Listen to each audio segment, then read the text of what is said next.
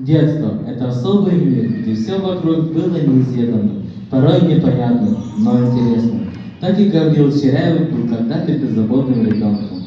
Он родился 4 апреля 1925 года в селе Пиаланда Вилюйского района в крестьянской семье Иосифа Ивановича и Прасковьи Васильевны Черяевой.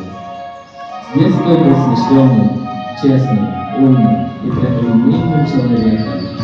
Гаврил Черяев после окончания своей школы в течение года преподавал математику и военное дело в первой школе.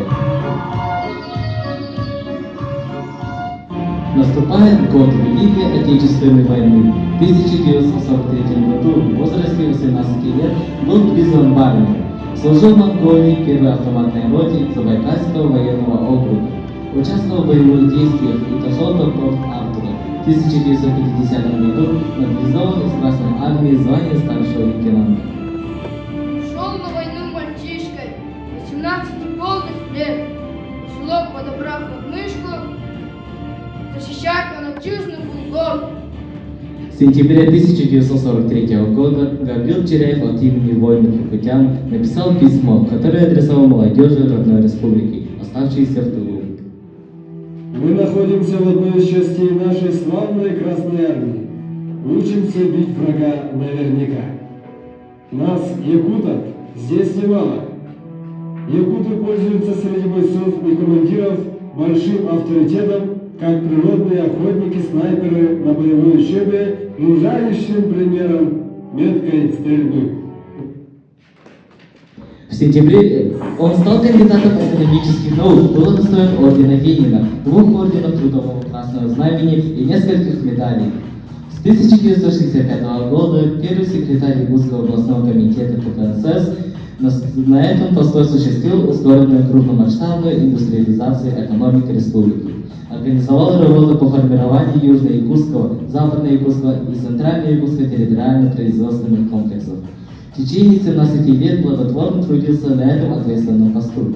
При Гавриле Иосифовиче республика динамично развивалась, жила полноценной многогранной жизнью, являлся кандидатом в члены ЦК КПСС и был депутатом Верховного Совета СССР. Трудно говорить о человеке в прошедшем времени, но в рассвете сил Гаврил Иосифович Черяев ушел из жизни 9 мая 1982 года. Он мог еще многое сделать для процветания якутской земли.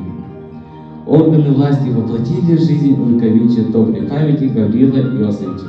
Совет министров РСФСР постановил присвоить имя Гаврила Иосифовича Черяева Вилюйской средней школы номер 1 Вилюйского района Якутской ССР 9 февраля 1983 года.